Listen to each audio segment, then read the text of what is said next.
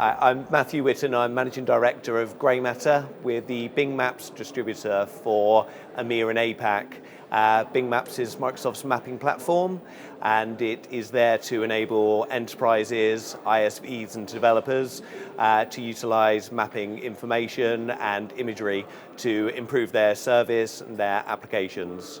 So we work with lots of developers who utilize the mapping platform in many different ways to provide value to their customers. That ranges from fleet management, whereby it can provide operational efficiencies through retail, IoT, and all sorts of other use cases.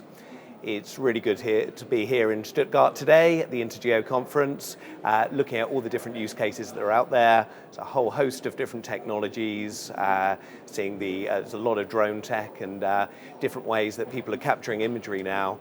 And we've had some really great conversations with people looking to utilize Bing Maps in all sorts of different ways. We look forward to helping them.